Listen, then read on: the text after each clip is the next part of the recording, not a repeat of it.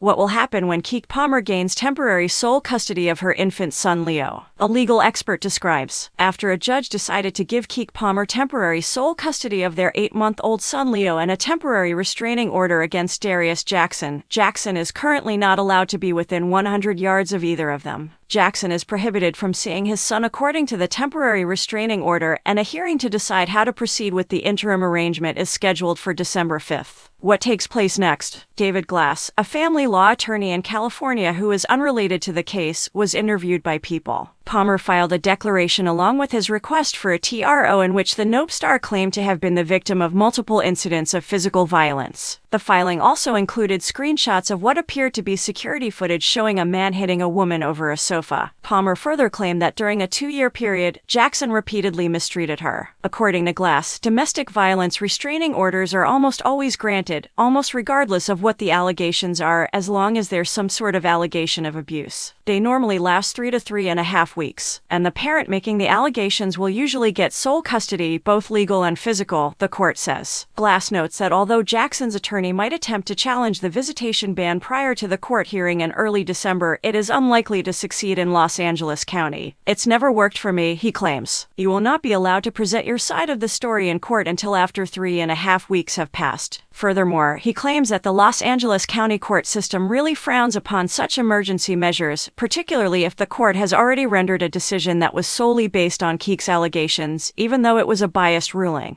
It is highly recommended that judges hold off on making changes until after the initial hearing. What is scheduled for the hearing on December 5th? Jackson will be able to provide his version of events, and he might invite close relatives or friends who have seen him in his role as a father. However, Glass argues that the court has to decide, did the abuse happen or didn't it happen, before any sort of visitation is granted. Was the child present to witness this abuse? The court must determine as a follow-up question. In the event that none of those responses apply, the court will establish a standard custody plan for the child. If the answers to one or both of those questions are yes, you're likely looking at beginning with supervised visitation and working your way up to something more regular in due course. According to Glass, Palmer's mother Sharon, who made a statement on Instagram last week, might wind up testifying on her daughter's behalf in a custody trial. However, that will require direct knowledge of any alleged mistreatment. In most states, you have to have seen it firsthand to be a witness in any kind of hearing, he says. Palmer did not want it to get to this point of making their problems public, according to a previous source who spoke with People, but she did what she had to do. People contacted a Jackson manager who responded with no comment. Representatives for Palmer have not responded. Last Thursday, Jackson seemed to address the matter in a post on X, the former name of Twitter. He posted a picture of himself holding his son and wrote, "Son, I love you. See you shortly." Glass states that there's probably no chance that the case will be impacted by the media attention surrounding the current legal proceedings. He claims, "The judges I've appeared before with famous people or well-known clients usually don't read any of that gossip.